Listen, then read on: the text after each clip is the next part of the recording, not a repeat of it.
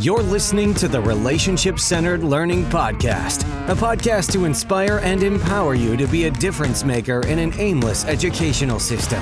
Hear weekly from adults and students who are having a radical impact in the education space as they share from their minds and hearts, giving us practical tools that we can take back to our classrooms and campuses. Here to take you outside the educational box is author, disruptor, and your host, Kevin Curtis.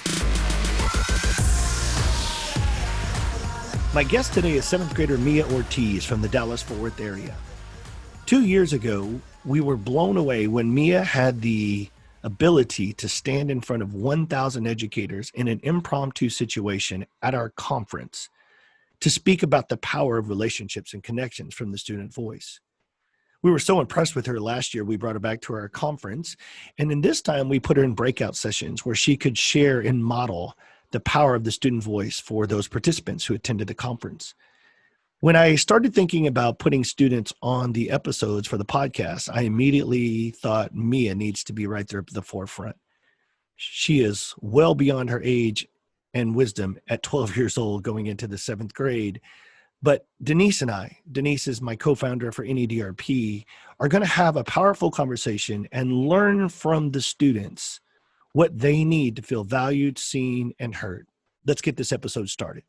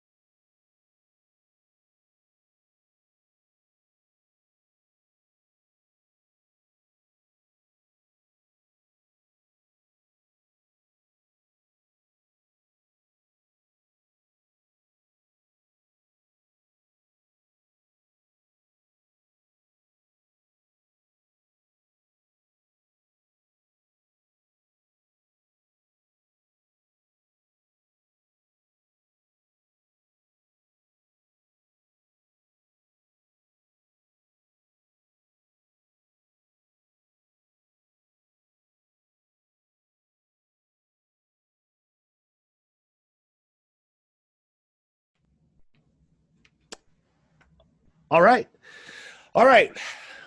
Welcome to the Relationship Centered Learning Podcast, where we always try to put relationships at the center of all learning. We are super excited today to share the student voice with our guest, Mia Ortiz. Welcome, Mia, to the show. Hi. Thank you. Awesome. So just like the beginning of every episode, we like to model what we like to do in the classroom, and that is really what we call connections before content, or just what we do this in a format of called GTKY. And so we always start off at every show with all of our guests by doing the flip 5, where we will give 5 questions to our guest, and our guest will flip 5 questions back to us. But I have a special treat today. I have my co-host and my co-founder, Denise Circle Mama Holiday, on today with us. And so we want to welcome Denise to the show. Hello, everybody. Hello. Y'all All right. Come on hear what Mia has to say. Awesome. So, hey, as we get started, Denise, why don't you start off with our first question for Mia? All righty. So, Mia, first question for you is, what have you done to make it through this time of lockdown? Well, I just try to, I know it's not every other day, but I try to treat it as normal as possible, because I know if I treat it as if it were this huge thing, because it is, but I don't want to get it all in my mindset that, oh my gosh, I'm going to get sick, this will happen, and I don't want that in my mindset. So I try to stay positive every day and do what I would do if there was nothing going on, if this were a regular summer. So I play games, I go outside, I watch TV. So I just treat it like a normal day, and it's normal because I don't leave the house during the summer. I don't go anywhere. We have a pool here, we have games here, so there's really nowhere for me to go. I mean, unless you want to go bowling, but other than that, I treat it like it's normal. All right. I love that. So my question for you is, do you binge watch? Do you binge watch things?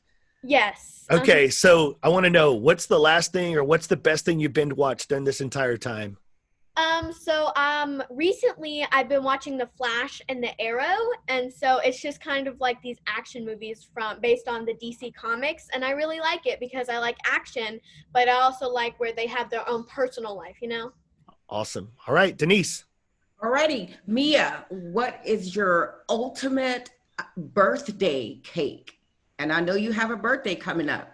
So what would that cake be? My ultimate birthday cake, like what I want as my birthday cake? Oh, okay. So my favorite color is pink, so I'd probably want a tiered cake. I've never really had a tiered cake before, so I'd want maybe like a 3-4 tiered cake, pink with glitter, and like all different flavors on each of the tiers. I'd probably want like some sparklers and yeah. I don't really want a huge cake, but like I don't want it super plain and simple. I think the glitter just adds the right amount of not plain, but like just the right amount of big. Love it. All right. So Mia, I'm going to assume turning 12 years old right around the corner, right? So music, I'm sure, plays a big part of your life. So if you could sing a duet with anyone, who would you like to perform with? Ooh, I don't know. There's a lot of good singers out there. There's a lot of hip happening songs right now. It would probably be Doja Cat, the song Say So. I know it's a big thing on TikTok, and TikTok might be getting banned, so we're all like, ah! So, but I would probably want to sing that song. Like, I know most of the lyrics, so. Awesome. All right, Denise, final 5 questions. Yours. So Mia, if you could turn your parents into any cartoon characters, what would it be? I'd actually turn our family into the Incredibles. My dad would be the super, Mr. Incredible, super strong. I mean, he already is super strong, you know? Mel, Elastigirl's actually the opposite of her. Mel cannot stretch whatsoever, so I think that would help Mel a lot. It'd be very funny. Me being able to turn invisible or just have this force field is kind of cool. And Liam being able to run fast, I think that'd help him a lot when I get mad at him. Oh my God, I love it. All right. So Mia, I just want the audience to kind of get to know you. Can you just do a brief introduction of who you are and what are just I want people to get to know who you are as a student? So I'm Mia Ortiz. My favorite color is pink, and I really like it when teachers put your thought or students' thoughts or students' likes into the week of what we're doing. So if we are going to be playing a game, then I want them to put our likes into it. So the newest thing is kind of TikTok. I mean, it's getting older now as it's getting banned, but if they could add in TikTok in that would be great. If they could add in fun, hip happening songs, dance moves, you know. I just really like teachers or just anyone to add in the students' likes, because I feel like nowadays people say, you're just a kid. Like, yeah, we're kids, but we also have things we like or things we have a voice. So hey, you know, I'm going to just segue right there, TikTok, right? And Yes. so tell me, and because I'm going to be very direct. I am not on TikTok. Never been, I never have, but it doesn't mean I'm not against it. I love to dance. I love to have moves, but tell me and educate me and maybe other listeners, like from your perspective as a student, why is TikTok such a powerful platform for you guys? I think it's such a powerful platform because it's a place where you can post videos and post what's happening in your life. So it's like Facebook or Twitter, but you can post videos. There's cute little filters. There's dances that go to different songs. They make up dances. There's actually this one person on TikTok. She's the TikTok queen. Her name is Charlie D'Amelio, and she's the biggest thing on TikTok. She makes a lot of the dances. She makes a lot of the trends.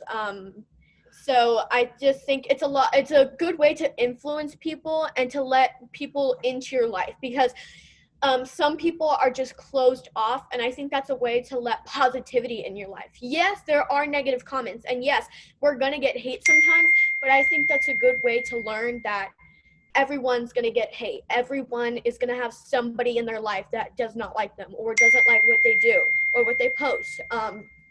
And I think it's good because you get to follow other creators, so you get to keep up with what they're posting on their account. Awesome. Hey, I'm going to pause for a break. I guess, does everybody have their do not disturb or something put on? Because we keep getting... Yeah, Oh, mine sorry. is on. No. Is it yours, Mia? Yeah, I don't That's know okay. if I'll put on do not disturb. I don't think I should get any notifications, but I can try to see.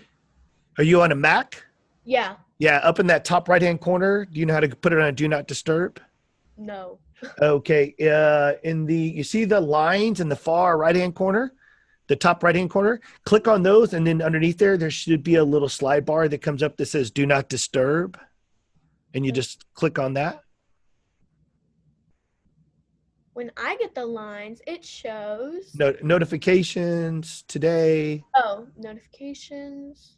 And then there should be a slide that just says do not You may have disturb. to scroll down just a little bit to see the do not disturb button. Let's see. I don't. Oh, let's see. Oh, I think I got it. Woohoo! Let's see. Sorry. No, that's what I told you about. This is real. This is real life. I've never used a MacBook before. Uh-oh.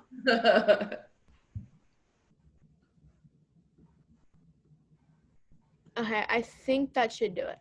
Do you see it on? Does it say on? Do not disturb on? Let's see. I don't know how I got to it. Oh, let's see. Maybe there.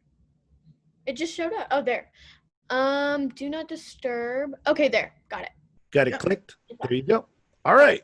Oh, No, you're good. That way we won't hear that ding and we're all kind of like, what's going on? All right. So let's get back. So thinking about this TikTok and such a powerful platform for students, how do you think, it's kind of a two-part question, but being that virtual learning is such a big aspect right now in the middle of this pandemic, how do you think TikTok can be a useful tool for teachers to kind of either engage with their students or get to know their students? How have you seen, or what do you think TikTok can do to help teachers be more interactive and build relationships with their students? So right now, I know a lot of people don't really like the virtual school, and I think if teachers are on TikTok, they know, we always talk about TikTok in class all the time. I know people are always doing dances in class, singing to it, and teachers are like, no singing, it's class time. But I really think it would help them to connect with us, because teachers, they focus, I feel like some teachers, they focus too much on being our teacher that there's no room of being some sort of a friend. Like, yes, they're not friends where we can, like, just so hang out with them, get super comfortable, but I don't want them to see us just as students. I want them to be able to see us as people they can connect with, or people they can talk to, or I want us to be able to have somebody to lean to at school. And sometimes a friend, like student friends, aren't always going to know what to do, and I feel like if teachers can just connect with us on some sort of basis, that would help us. So on TikTok, I know a lot of teachers don't know how addictive it can be, because once you get on it, it's really hard to get off. You're trying to learn the dances, you're seeing what's going on with everyone. And I just think if they, a lot of teachers are getting on it now. And I think that's really helping them trying to connect with us and see what we like. Awesome. All right, Denise? okay. So thinking about that, Mia, if you had virtual classrooms and TikTok was part of it, what would be the one message in your TikTok video that you would want the world to see? Now remember, everybody's signing in on TikTok. It's trending. If you did a TikTok video, what would be that message that you would want to send out in your TikTok video? I would send out something like, yes, the world is hard, but that does not mean you give up.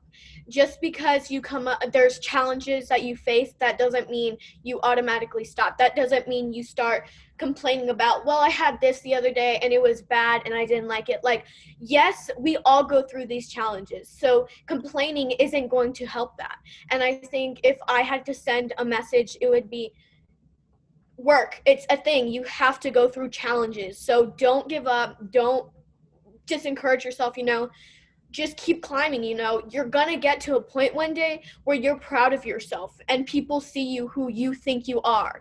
And people see you for what you deserve to be seen as. And I think that's really important to tell people, because some people, they will automatically give up. I know when people get hate on TikTok, they automatically post a video like, stop giving me this hate, I will delete my TikTok account. Like, no, I want to send a message out there that yes, you get hate. That's a thing in the world. I'm sorry if you didn't know that, but hate is something you will get. I've gotten hate multiple times, like, oh, you think you can dance, or this and that. Like, I actually think I can dance. I'm sorry if you don't, but I just think I can dance. So if you don't like what I post on my account, there's an unfollow button right there. So. Oh my God, Mia!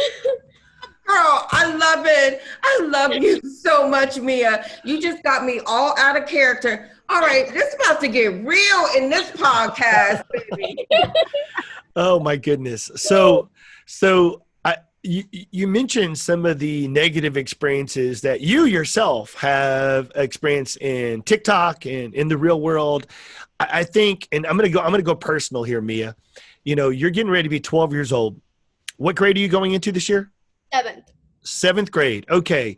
Wow. 7th grade, in the middle of middle school, right? And so what I would say is, like, as you approach 7th grade, and we'll talk about what school is going to look like soon enough, but just as a 7th grader, what is like one of the biggest challenges that you experience? And I'm not going to say on a daily basis, but just one of those challenges that just kind of keeps popping up to the surface as an incoming 7th grader. I used to be like this, where everyone I know, and including me, would try to fit in. Everyone thought there was just one mold you had to be in to be cool or to be popular. Like, there's no one thing you have to be able to do or have to be popular. And I remember I got on TikTok, part of the reason was to see, like, what is all this hype about? I'm going to be the thing, like, I'm going to be in the trend to see what this is about. And, like, yes, it's hard to not be in the trend because there are so many dances, and like I think dances is just a whole big part of TikTok. But I think just school in general, it's trying to fit in, be with a popular group or sit with the cool kids. Like, there's just not just one stereotype. You have to play football to be cool, or you have to be captain of this, whatever, you can like art, or you can like music, or you can be a choir student, a beta club. You can be anything to be cool. It doesn't depend on what you do. It depends on your personality wise. Like, and your friends, if your friends are there, they're going to hype you up, and if you don't have those right friends, they're not going to hype you up. Denise? Love it. I want to add to that. So thinking about, Mia, you have so much confidence and so much energy. I just love it. It's infectious. That means that people want to gravitate to you and they want your energy. But I want you to think about this. I have not always had confidence. And when I look at you and the confidence that you have, speaking so comfortably, what would you say? And you just said hype them up. What would you say to that adult? Because I believe adults can learn a lot from students. What would you say to that adult that think they may not have the confidence that they need or that they're looking for? What would you say to the adult? So to the adult, I'm just going to share my point of view, what it's been like. So it's hard for me to stay confident. It's not hard, but there are challenges in staying confident, and it just comes naturally to me. But there are some times where I just want to give up and just stay in my room all day. And I mean, I sort of do that now, but it's not in a negative way. But there's just sometimes I just want to curl up in a ball and just close up to the world, you know. To the adults, I would say, yes, it can be hard for you and you're always told to set the example, but honestly, yes, you want to set the example. Like, you have to, if you're telling kids, be confident, it's okay, you'll do great on your first day of school. Like, what about you? What about your first day back? Like, are you going to be confident, or are you going to sit in your office all day having only one cup of coffee because you don't want to go interact with people? Like, you have to be the example. And kids too, like, sometimes it has to be the kid that has to push the adults. Like, sometimes adults don't have like the courage, and sometimes they just have to see somebody who is younger than them, or somebody who is shorter than them, or something that is just like a kid or something. Like, they just have to see that to be able to do it, because I know some adults, they would not be able to do what they do if it weren't for the kids out there. Well, you are the reason why I keep pushing, and the reason I say I can do this and I can speak up. And you bring that courage and bravery out of me. So thank you, Mia. Thank you. So when you just talked about adults struggling, and do you think students know that teachers struggle? I think teachers try to hide the fact that they have problems from kids because they think we can't handle it. And honestly, I think that's a bad habit, because you're going to get used to closing up and you're not going to open up to anyone else. No friends, no parents, no siblings, you know. And I think that's a bad habit. Yes, we're human too. I promise you, we can handle it. Now, a kindergartner, they have some limits to what they can handle. But if it's a seventh grader, I promise you, you can have problems. We all have problems in here, and it's a normal thing. So please don't close up. We want to be able to help you, just like you help us with school. You help us with feelings. Like, I want you to be able to trust us like we trust you. Well, you know, I think what you mentioned the T word, trust. And I will tell you, from an educator's perspective, let me give you a little bit of enlightenment, right? Typically educators work, and I don't know if you've ever really thought about this, Mia, but most jobs, when you get hired, and just take this into consideration as you grow, most jobs, once they hire you, if you've gone to college or you had a certification or whatever it is, right? Once you get hired, most jobs just rely and respect and trust you to do your job. And unfortunately, I don't know when it began, but Denise and I have been in education over 20 years. And all I know is the system of trust kind of eroded. And now teachers are made to feel like, even though you're degreed, even though you're certified, even though you've taught this, whatever, we're going to micromanage you to the point where you are stressed and thinking that we don't believe that you can do this job the way that we hired you to, right? And so I just tell you that, not to defend us, but just to understand, it's like we're almost programmed to let you know we have to have it all together. But now I'm with you, Mia. When I preach and teach to adults, right, I tell them kids don't know that we're okay. They don't know it because we don't show it. That's what I say. They don't know it because we don't show it. And I don't think teachers need to be hot messes, right? I just think that, hey, it's like when we started this podcast, hey, there's dings going off. There's things going off. Hey, can we get this fixed, right?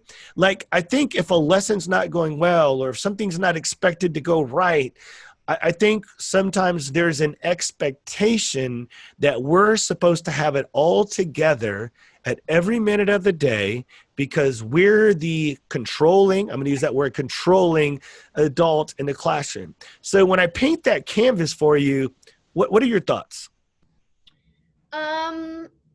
Well, honestly, adults, they think they're expected to be this hard rock for us when we are feeling down or something, or we have problems, and they don't know that it's okay for us to be the rock, or for other teachers to be the rock. It's okay. You have feelings. You're not a robot. Everyone has feelings, and it's a thing to show your emotions. If you hold your emotions inside, one day it's just gonna keep adding, keep adding, keep adding until pop, it explodes, and all these emotions keep running out, and it's not a good habit to keep your emotions inside.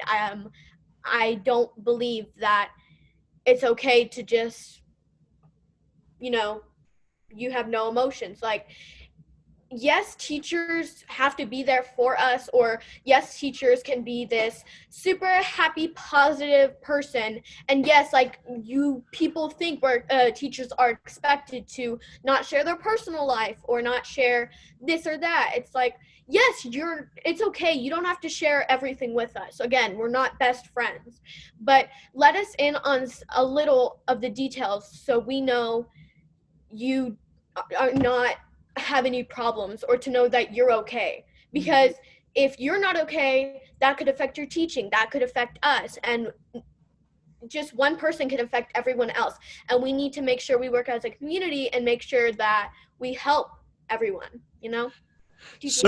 So thinking about this, you just said it, and thank you. I think you illustrated it beautifully, but you said they hold it in until they pop, right? Yeah. And so what we've observed, there's maybe more than two, but the two things that typically happen is either a teacher loses it, Yes.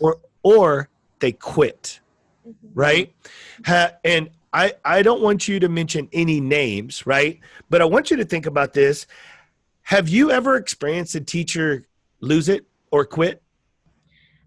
Yes. I've experienced yes. I just feel like they feel like they have so many problems in their life, they just can't let it out. They have to keep it in and make sure nobody knows what they're going through, because they think they have so many problems. They have so many things wrong with them because, oh, a student won't listen. Oh, a student this. Oh, a student that. It's like, yeah, students can be a problem, but maybe it's also you that, because all of this anger is adding up, it's could have been just something you could have brushed off your shoulders. Like, oh, this kid borrowed my pencil and I'm super mad. Like, no, you can brush that off, but because you're holding these emotions in, you're just losing it all when just one little thing goes wrong. And I know that students do that too. I know I do that with Liam. Like, I say, no, it's okay, and I get really mad at him, and then all of a sudden I just lash out and yell at him. Like, that's not okay. And I know me saying that, like, teachers don't do that, and I do it, but I will work on that. But I just think that students and teachers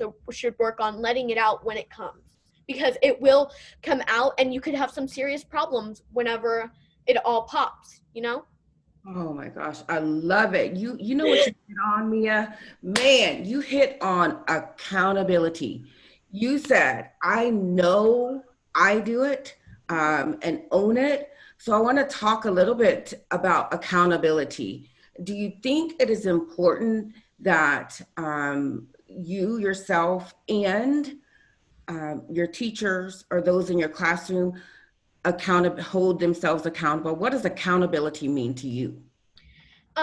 It's holding yourself to your actions, being able to confess when you do something wrong, or being able to not be shy when somebody asks, who did this? Like, you own up to your actions. I'm holding you accountable for this, so you're in possession of this. I'm making you in charge, and you need to own up to any mistakes or anything good you've made. So when people, example, shy people, when they do something good, people ask, did you do this? You don't hold yourself accountable for that. And yes, you should. That's something very good that you've done, or something very good you made, and you shouldn't be hiding from the world. You should be telling everyone, I made this, I have these.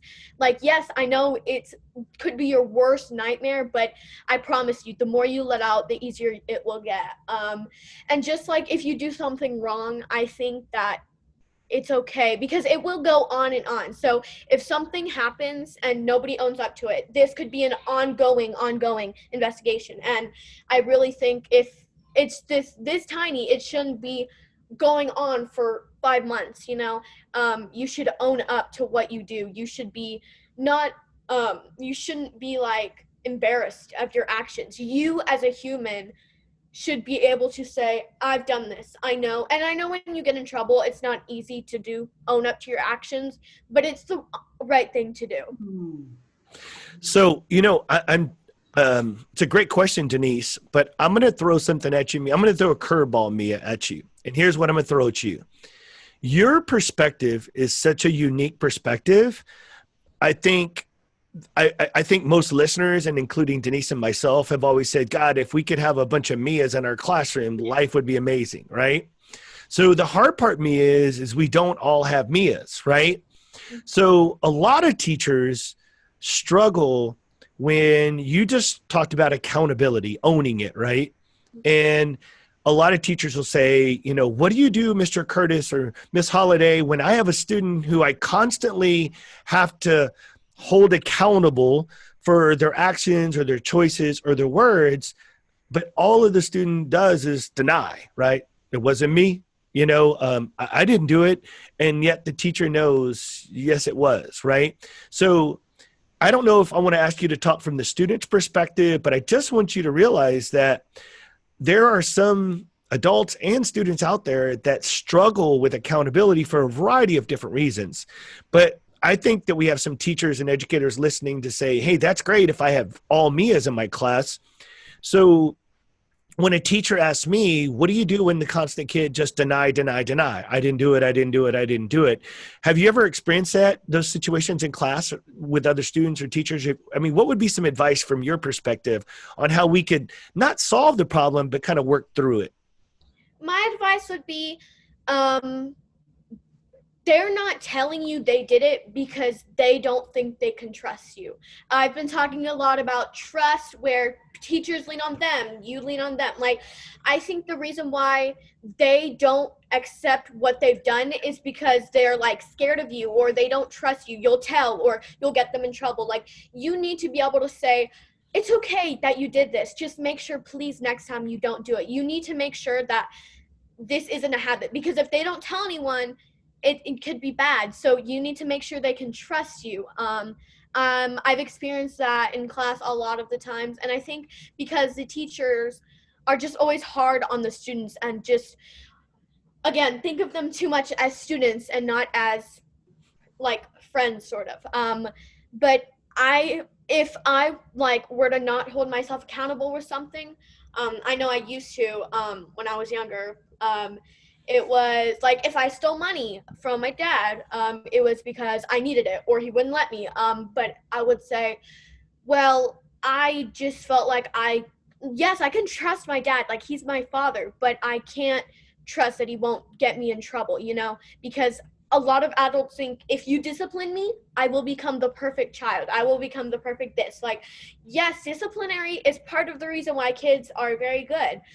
But also you need to let them have a little freedom, or else they are robots. They don't have a life. They don't do spontaneous things. When they get older, they're just go to work, go to home, eat, sleep, repeat, and I feel like that's just, you need to let loose once in a while, and just to know, like, that's okay that I did this. It's okay. Yes, I will get in trouble, but it's minor. It's okay that I did something wrong. Everyone will do something wrong in their life. Wow. You are amazing. And you're right. I like what you said about that whole robot thing. I personally, as a kid, experienced that, like where maybe I did something wrong, but I didn't want to say anything to my mom or my grandma because I was scared of getting in trouble. Yes. So I think creating the environment where, all right, we know we're going to get in trouble, but we're more open to learn from that, and we don't feel scared or intimidated, is the type of relationships that I create with my kids now. That was powerful, Mia. Yes. I think it's good for them to not think of you as a threat, more of think of you as, again, like a friend, but also a friend who disciplines them. Well, no, and I love that, Mia. I think what you just described is a very, very thin line for adults. So you know what I mean? In other words, they're like, I can't be their friend. Right. I have to be the adult. I have to be in control. And so I think what we're hoping educators will start to understand, and this is what I always tell people, you can't use a 1999 or 1990 playbook in the year 2020, right? When we were in school, we could just own it. You could threaten us, and we were robotically taught to listen. And there were other times that were, and don't get me wrong, there were always students that have not always listened. But I talk about the mass majority of students. We were taught and raised to not question adults and to just follow expectations, right? And I'm not saying we didn't have a voice or a choice. It was just very minimized, right? And so the one thing that I had to adjust, I'm 50 years old, and I've been in education for over 20 years. And in the last 20 years, I think it's hard for teachers that have been in it for an extended period of time to adjust. And so we're saying, hey, I know you started teaching 10, 15, 20, 30, 40 years ago. And back then, students primarily just listen to you and follow directions, very much like the robotics that you talked about. But nowadays, I just feel like students not only want, but almost need more of a voice and a choice in the school setting than we've typically applied and allowed before. What are your thoughts on that, Mia? Well, teachers, yes, you were raised in where you were not questioning adults. It was just they were the person who led things. They were the person, sort of the leader, and you followed them. There was no questions asked. You did what they said, and that was that. But I think now, like, yes, I tell you to open up to the kids, but you also have to be careful to who you open up to, because there are kids that once you open up to them, they will take advantage of you. They will take advantage of the side that will not get them in trouble. And you need to make sure that, yes, you discipline them every now and then, and you're also like open up to them every now and then. It's a good system to where you are still in charge, but it's not so much as you're the leader, you're the person who gives out instructions, but we can still talk to if we have any problems. Like, if we have problems, then we can open up to you, and we don't want to tell our parents, then that's okay. You need to make sure that you just pay us the favor. Don't just close up. Don't lash out at us, because we have been more than kind. Like, I mean, unless kids are not behaving, then yes, I understand where all that is coming from. But other than that. So I think what you just said was very, very important. And here's what I'm going to segue one more before I turn this back to Denise, is this. Sometimes, just giving you the perspective of the adult, sometimes the teacher thinks that when you share anything, particularly personal, right, that they misinterpret their position as they must either solve your problem, right? And sometimes I think most human beings just want to be listened to.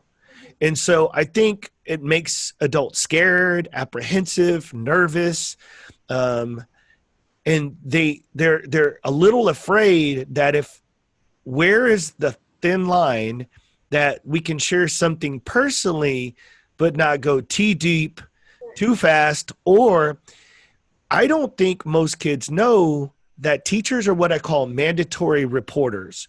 In other words, if we get wind of, or if a student tells us anything about harming themselves, harming others, sexual abuse, verbal abuse, physical abuse, those types of things, like, we have an educator code that by law we have to report. And so I think all of those, when you take all of these things into consideration, that's why the narrative for the teacher is so hard, in just being the regular human being that I think students want them to be. And so I'm not defending them. I really want students to understand some of the challenges that they're up against while they're trying to meet the needs of the modern student. Does that make sense? And I feel like just kids, when they tell their teacher something, I feel like they can sometimes be closed off because they know that they'll get in trouble with the principal, or they'll get in trouble with the counselor, or even their parents. Like, I just feel like sometimes if you really trust that student, you can do one thing for them. Like, yes, you can not tell them, or you can give them a lollipop or this and that, but I feel like if you can really trust them, and if they really have opened up to you well enough, but not crossing that line of where we're friends, if they have opened up enough to you, I feel like sometimes you can give them leverage. Good job. So I know we had some questions that you were going to ask us, but I want to ask you this one last question. Thinking about all of the work you've done, doing restorative practices in your classroom, at home, what would you say has been the biggest growth for you personally, since you put relationships front and center? Well, we did circles in 5th grade, and I remember they would just give us a question, and we answered like surface level, maybe medium deep. But now, since I've been to these conferences, been in meetings, the podcast, I think that now children and kids and just anyone in general are willing to be able to open up, because they have been hearing and listening from other people that it's okay to let somebody talk. It's okay to let somebody open up. Like, it's fine. Unless if they're doing something wrong and they're opening up way too deep, then that's where we've crossed a fine line. But if it's like medium level deep, then I think it's okay, because I remember before I went to the first conference I ever went to, I would just do surface level, say what I went with my weekend, and good. And then I went to that conference and I came back, and my teacher asked me, what do y'all think about circles? And everyone was like, I think they really help you open up. They can connect with people. And I said something sort of like, it's somewhere where it's a place that you can just be true to yourself. It's a place where you can just let everything out. It's a place where it's trust. I know that some people are not willing to trust, but it's okay in circles. I promise that if it's set in the circle, it's going to stay there. And honestly, nobody's going to ever know that it's okay or anything, because if you can talk all you want about, oh yes, this and that, or you should do this with your students and that, but nothing is really going to happen unless people are willing to listen. Yes, we can talk and talk and people are saying they listen, but I know from experience people are not listening, and we need to make sure people listen. Like, yes, now people are changing the way in their classrooms. People are opening up more. People are allowing more leverage, but I think that just, being able to connect with your kids, don't just treat them like students. Yes, they're your students, but make sure you also treat them as a human. You said that, honey. Thank you, Mia. So while we're on the topic of circles and different things like that in the classroom, Mia, you came to our conference 2 years in a row, and you just talked a little bit about it. So the last conference that we had, we really made it about the student voice. I mean, we had, oh my God, I can't even count the number of students that attended the conference. And we had a shirt that said, value me, see me, hear me, right? And you spent a majority of your time there in a room, modeling circle, demonstrating circle, participating in circles. What were some of the experiences that you took away as you modeled and also built relationships? What are some of those experiences you took away from that? I think it was when educators came in. I saw them as teachers at first that were coming in to seek help, to make sure what to do when they help their students. But when it came to circle, when everyone was sharing, I really saw them as a person, as someone who was telling me something, and not as a teacher. I really didn't see them as, oh, you're the adult, you're going to tell me what to do. I saw them more as a person, a simple, like, not simple person, but just a person who has feelings, and it's normal to grief and normal to be happy and be sad, and I really think that circles is where you can see them as a person and not really a student or a teacher or your boss or like your manager. I really think that's a place where you just see them as a person, and that's where you're not judging them for, oh well, he didn't pay me my paycheck last week, or it was 2 cents off. You just really saw them for a person, not because what they've done or who they are, you know. On day one, you walked into the circle room knowing only a handful of people. Yes. By day two, you left Yeah. with so many phone numbers. Tell me about that. Because I think about, as I was watching, I was thinking, these kids don't even know each other. They're sharing so deeply. And you guys were like exchanging numbers. Tell me what that experience was for you.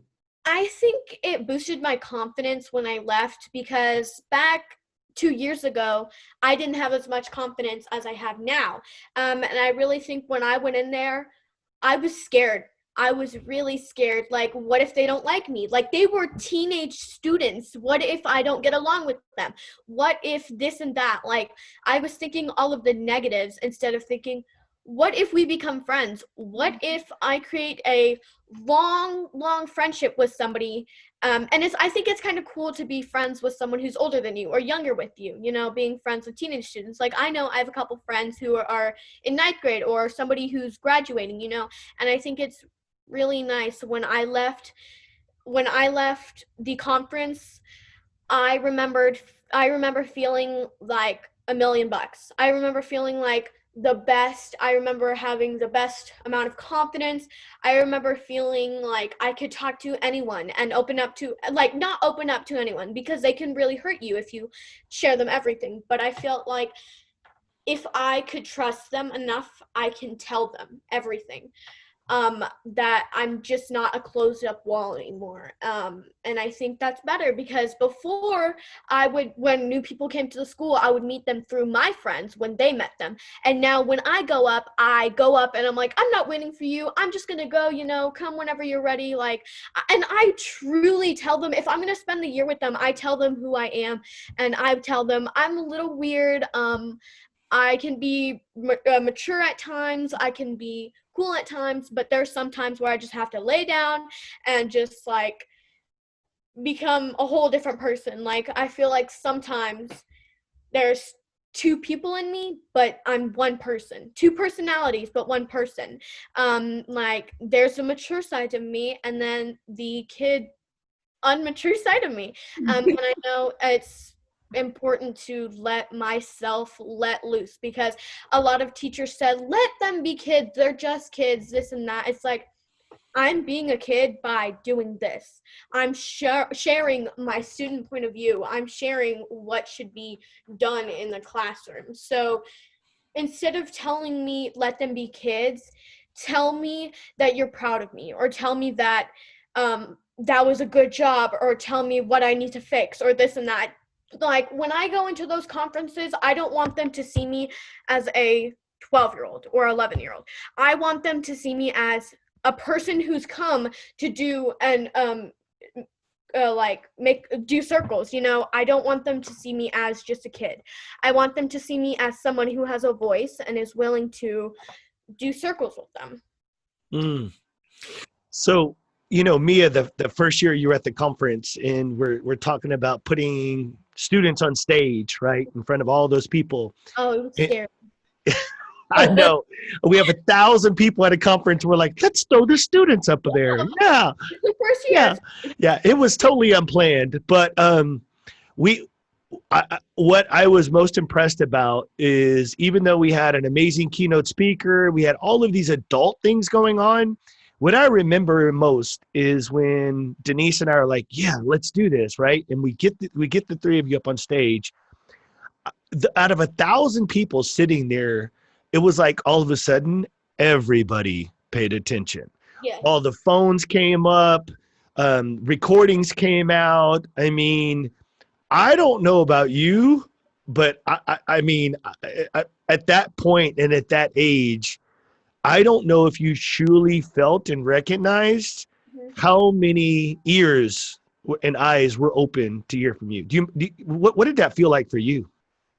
When I went up on that stage at first, I was terrified. I felt like I was going to throw up. I was going to say something wrong. I was going to come up there unprepared, just staring at the audience like, what am I going to say? What am I going to say? What am I going to say? And honestly, now thinking back, I wish I could have said more like what I just said now. Don't see me as a student, because yes, I'm a student, but also see me as someone who's just come to do circles. And honestly, when I left that stage, I was with all the feels. I was scared. I was happy. I didn't know what to feel, but I know when I was on that stage talking, I felt like everyone heard me. Everyone knew what I was going through. Everyone knew me. I wasn't closed up to them, and I just felt like, oh my gosh, I'm on a stage in front of millions of teachers, and I feel like teachers mistake kids for like, they don't have a voice, I'll do it for them, it's okay. And now, like, no, I'm gonna do this by myself on stage in front of thousands of educators, okay? So when I came off that stage, I felt all the feels, like. And they heard you, baby girl. They heard you. They are still talking about that today. And I'm going to make a confession to you today, Mia. I didn't even have to talk that day, but you guys were going on the stage. Baby, I thought I was going to pass out on that stage. I was like, come stand in front of me. Mia, come over here. You guys did phenomenal. You really did. And they heard you. And I had all the frills too. Happy, scared, nervous. Yes. Am I gonna fall out? Am I gonna faint? Am I gonna throw up right here on stage? No, so Mia, the secret is Denise doesn't like talking in front of people either. So so just know she doesn't show it, but she really struggles with that. So I from that conversation, and for our listeners, man, I don't if you've never been to our conference, I would tell you it's an experience, and we'll definitely put a link in the show notes and some information for you to find out more about our 4th annual conference coming up this November, hopefully pending everything, the pandemic. But here's what I know. When all three of you spoke, the high school student spoke, and we took a quote and paraphrased it from this and basically summarized that she said in front of that 1,000 people, teachers, if you don't connect with us, why should we content with you? Because realistically, we can find all the information to all of your classes right here on this laptop or this handheld device, right? So I made a little quote, and I always give her credit, but we always say, if you don't connect with me, why should I content with you? Do you think that's an accurate description for the modern day student in the classroom? Yes, I really do. I think teachers are so used to us just not opening up, just sitting there as a student, listening to what they are saying, doing what they tell me to do, and that was school. And I feel like teachers have to get used to the fact that we are humans and we're going to open up. But if you can't, somebody has to be the bigger person. I know teachers tell us, be the bigger person, don't fight, don't argue. But I really think they haven't done that. Like, some teachers will have arguments with other teachers, and it's like, be the bigger person like you tell me to be. Set the example. Like, if you are willing to open up to me, I will share everything. I will tell you all of what I'm going through. Not everything, but I will share school appropriate things that I'm going through. And I just think that's important for teachers to open up first, because students, they can open up. It's easy. It's as simple as a snap for us. And yes, there are some students who are not willing to open up, and it takes just that one person to say, it's okay to be embarrassed. It's okay to be nervous. It's okay. You are a human being, and you are allowed to feel all this. And it's okay. It's a thing, and you're just going to go through it.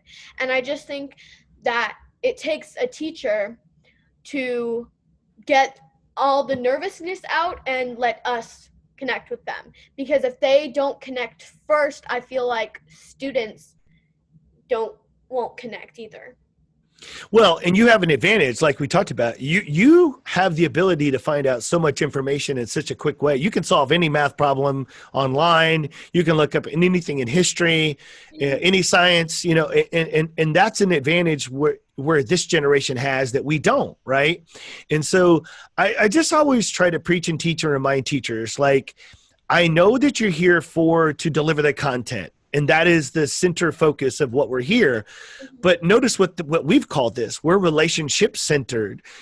Imagine your classroom if you're more centered around the relationships and you let the content and everything else wrap around the relationship versus the other way. Does that make sense to you? Yes. Mm-hmm. Yeah.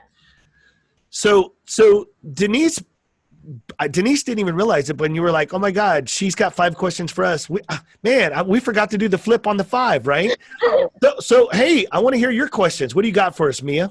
Okay, so for Circle Mama, how do you feel about not being able to give hugs? Ooh, Lord. Okay, so let me say this, Mia, we're going to talk. Your mini Circle Mama. Everybody needs to know this is little mini Circle Mama. She got that name from that first conference. Uh-huh. Honestly, I'm really having a hard time not being able to give hugs. I'm an affectionate person, and I sometimes forget I'm not supposed to be hugging, but it hurts deep down in my soul and my spirit not to be able to give that affection, give those hugs to other people. It's really hard for me. Yes, I could Good imagine. question. Very good question. Thank you. Okay, so I'm going to alternate between Circle Mama and Kevin. So for you, Kevin, how does it feel not being able to give speeches in person? You have to do it over the computer or over a tablet. How does it feel not being able to connect with them one-on-one? I'm going to be really honest. I'm not going to say anti, but we have really, in the entire 5 years of us working with schools, we've never really pushed anything virtual just because we know the power of human connection and relationship. So coming into this pandemic, I was a little apprehensive, like how this was going to work, right? And so to give you an example, I had a training Monday, Tuesday, Wednesday, Thursday, and Friday, 5 days in a row of virtual training. And you talk about attitude, Mia. I'm going to be honest. I woke up Monday morning going, I have to do this crap. I cannot believe. And I'm like, who in the heck is going to sit in front of a computer for 6 hours with me today with real life going on? This is worthless. Why are we not, I came up with all the reasons. And then, of course, using Zoom, a lot of the screens were blacked out. So I'm like, oh my God, this is even 10 times worse because I can't even see their faces, right? And it may say their name, it may say their initial. I was struggling so bad. But here's where it turned around. Every single day, I would get a report, like feedback. They would fill out a survey, and I would get this feedback. And after Tuesday, somebody said, wow, today almost felt like an interactive podcast. And I wasn't doing a podcast then, right? And it just really, that one phrase flipped it for me. And I was like, yeah, it's like having guests like you on today with Denise, right? We're just on screen talking. And I started using people's first names. I started, hey, it would be great to see your background and what you're doing today and blah, blah, blah. And before you know, screens started clicking on. I'm using names. If there was another guy named Kevin, I'm like, right, Kevin? And he's like, yeah. And before you know it, on Friday, so within 5 days, I had literally flipped. It's my reality right now. And so I'm adjusting. I think in person will always be better, but I was totally shocked and surprised that the genuine and authentic relationships that can happen across the screen in a virtual platform, blown away at the potential if we invest in it right. And notice what I said, I had to have the right mindset. And 2, I needed to start to get to know you. And I needed to use your name. And, oh my God, is that your dog in the background? Hey, put up the dog to the screen in the middle of a training. That kind of stuff to bring in. What you've been preaching and teaching us is I need to just remember that they weren't just a person sitting across from a screen. They were a human being. Right. And I think that's important. Like, people misunderstand the power of human connections. Like, if you say one word, it can just trigger everything, and we will open up to you. And I think people say, oh, this is never going to work. I'm not going to have any friends. And when I left that conference, people heard me. I had friends. I was friends with some of the teachers or adults there. And I think that's important. And people shouldn't underestimate the power of human connections, virtually or in person. Okay, Circle Mama. This one's for you. So how, in one word, what would you describe your quarantine?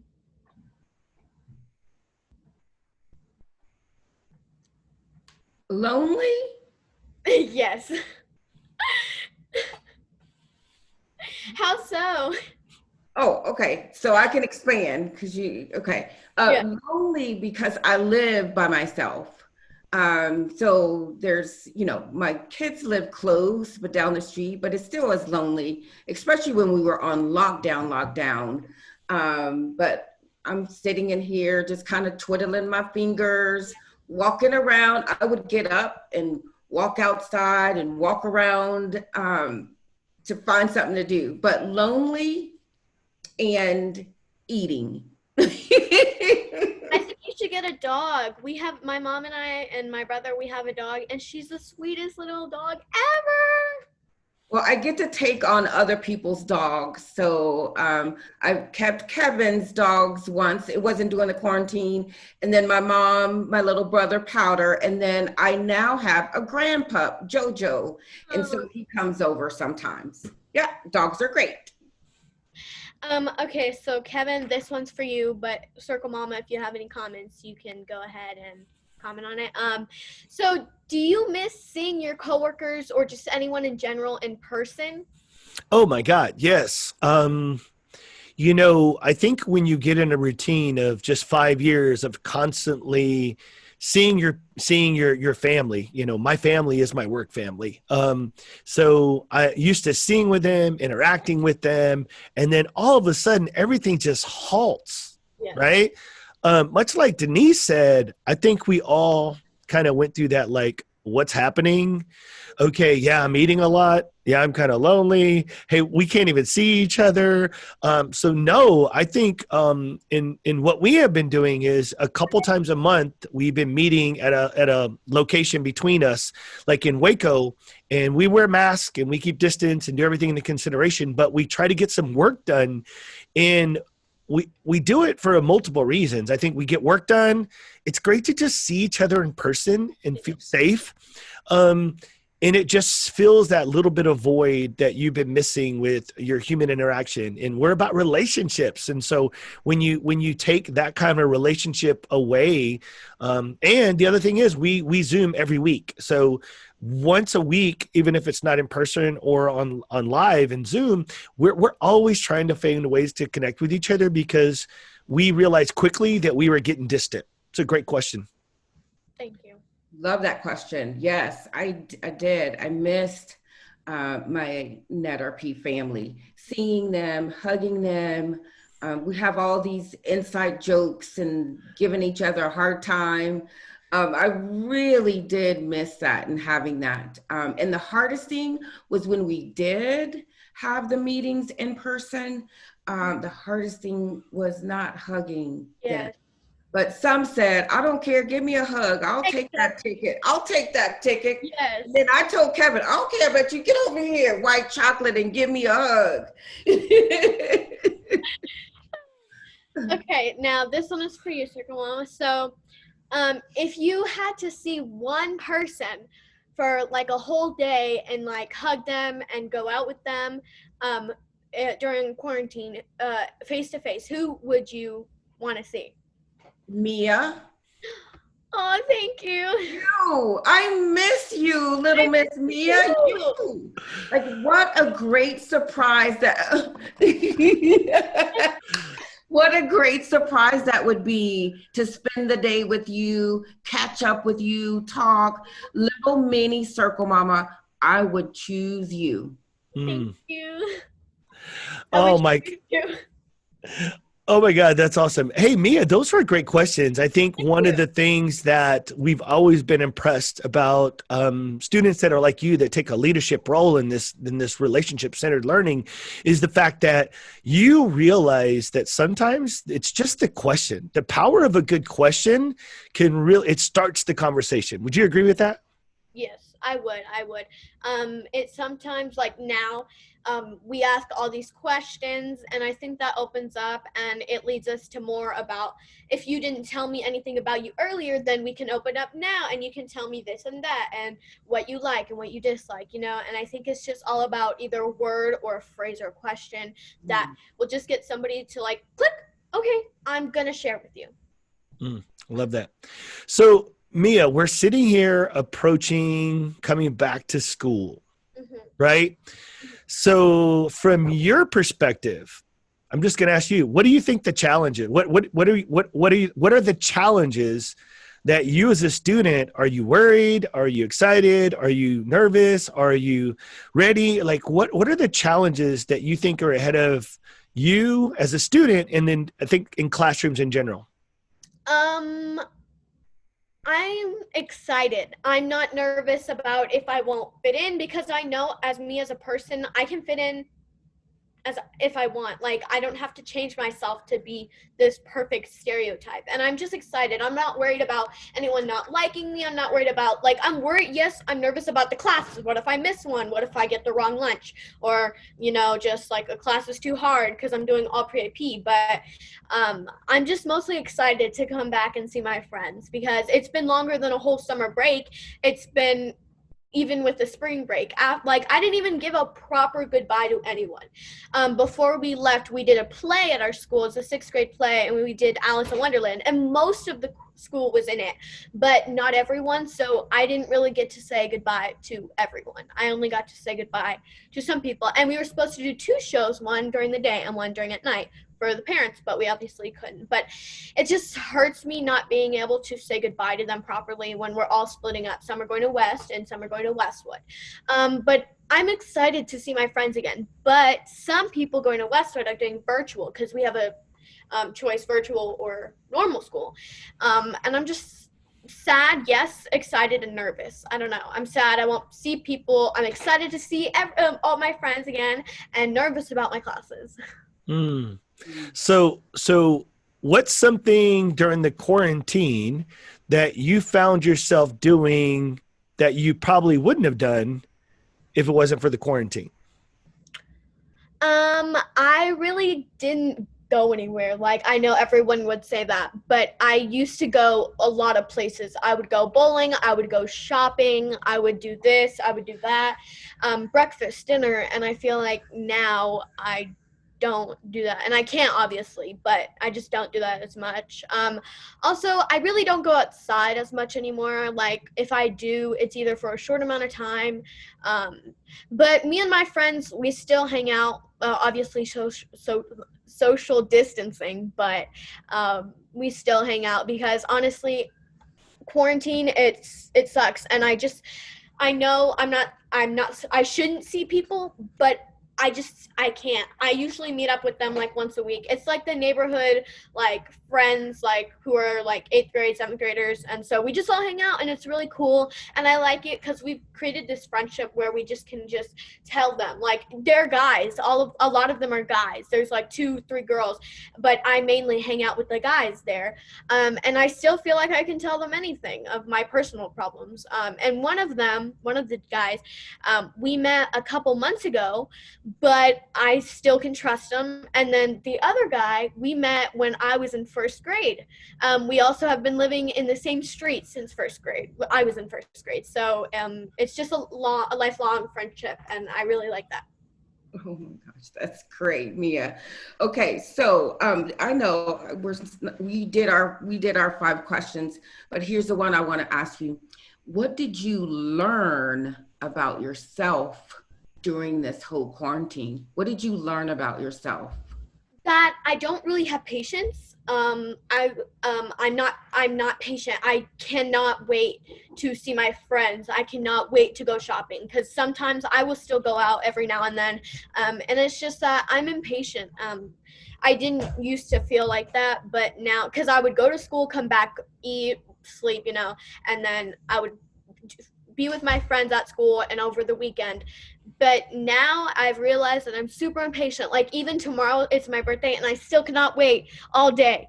And I never really saw that side of me as impatient. Like, yes, there were times where I was like, I cannot wait to get this or that. But really, honestly, I've seen myself way more impatient than I was way before quarantine.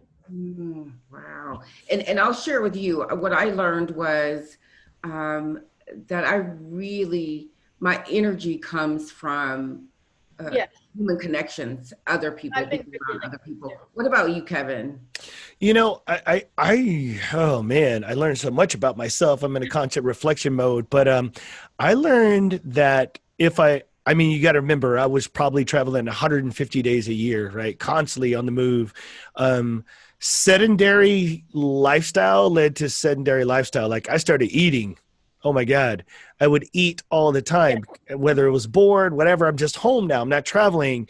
And so what I learned about myself is I have to control my appetite. And so I had to change the way I was eating. I started working out, doing something different. I have a gym in the house now. So I had to really change. But I think that the tough thing I learned about myself was I have to learn how to be disciplined now in a more quarantine, isolated lifestyle. Yes. Good question. So as we start to kind of wind down the episode today, I want you to start thinking about, Mia, like, you've given us so many things to think about, right? But I always say, we always talk about the head, the heart, and the hands, right? We got information. We talk about things that come from our heart.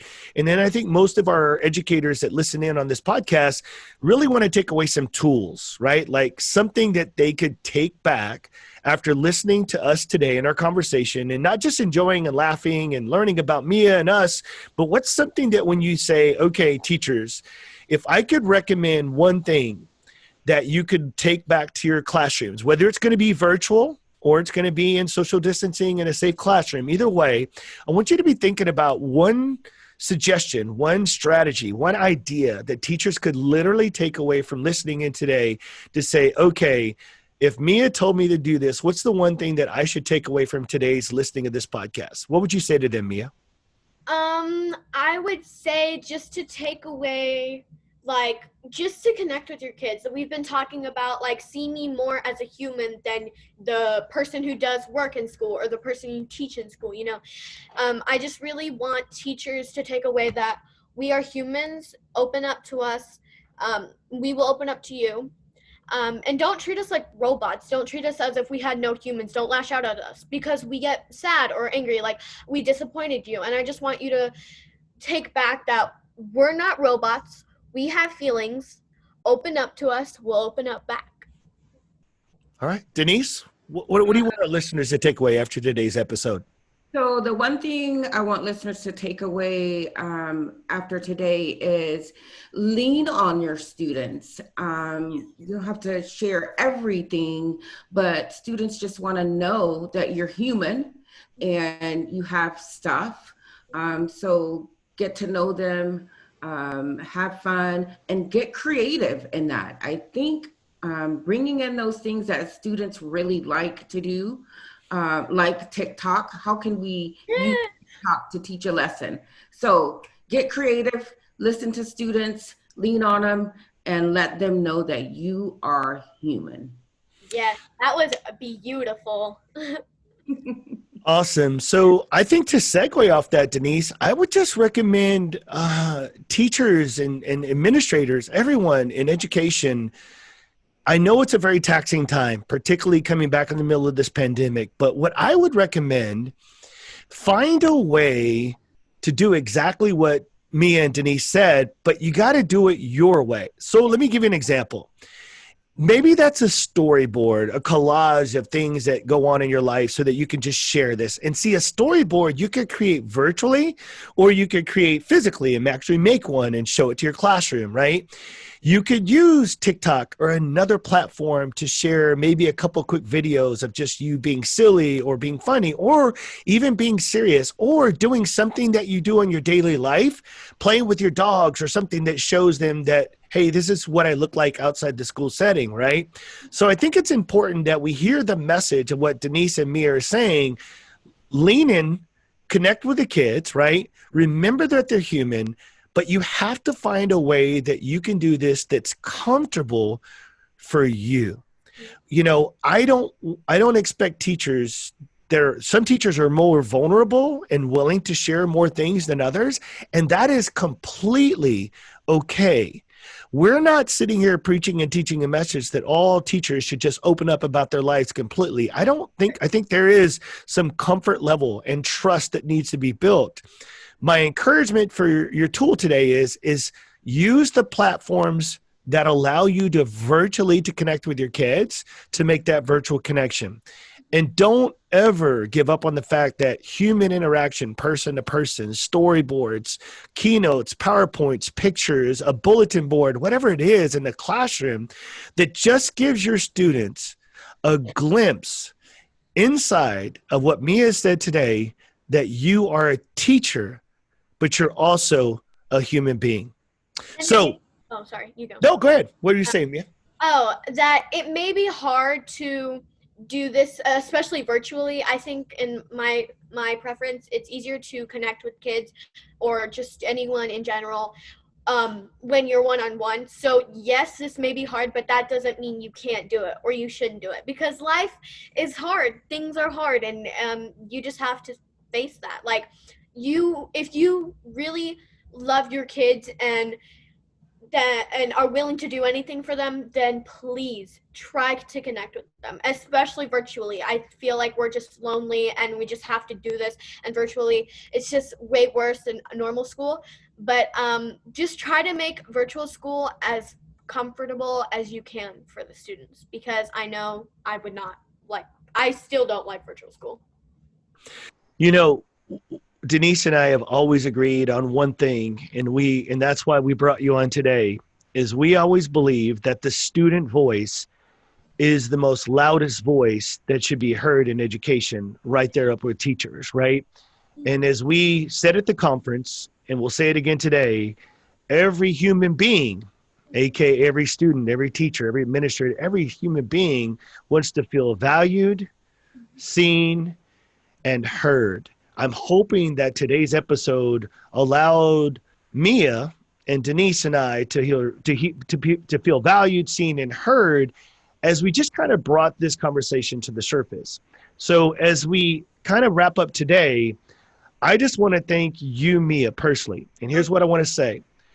I want to thank you for learning to believe in yourself and trusting the process that you have experienced, because without your growth and your mindset, the people that come around you would not be able to feel and experience that infectious connections and energy that you have at such a young age. You are welcome. We are proud to call you Mini Circle Mama, proud to have you as an extension of our family, and just proud of you as you continue to grow, not just in years, but in wisdom and maturity. Thank you.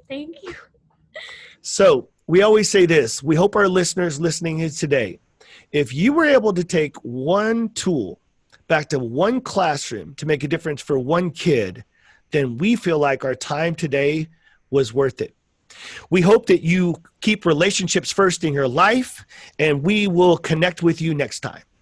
Lastly, I want to thank you, the listener, the educator, the difference maker. Your time is valuable. I see time as an investment, and I thank you from the center of my heart for making it to the end of this episode. But please don't let this be the end of our relationship. If you have the same passion for putting relationships and connections at the center of all learning, then I need you to subscribe and share this podcast with other like-minded educators. It would be extremely helpful if you could leave a review or a comment on what you loved about this episode, or better yet, tell me what you want to hear more of in the future. This way, other educators that are searching for impactful podcasts can get a sense of what this show can offer them. My hopes and prayers are that you were able to find one strategy or one idea that you could take back to one classroom to make a difference for one kid. Thank you for keeping kids and relationships first. We'll connect with you next time. Try that again. Lastly, I want to thank you, the listener, the educator, the difference maker. Your time is valuable. I see time as an investment, and I want to thank you from the center of my heart for making it to the end of this episode. But please don't let this be the end of our relationship. If you have the same passion for putting relationships and connections at the center of all learning, then I need you to subscribe and share this podcast with other like-minded educators. It would be extremely helpful if you would leave a review or a comment on what you loved about the episode, or better yet, tell me what you want to hear about more in the future. This way, other educators that are searching for impactful podcasts can get a sense of what this show can offer them. You see, my hopes and prayers are that you were able to find one strategy or one idea that you could take back to one classroom to make a difference for one kid.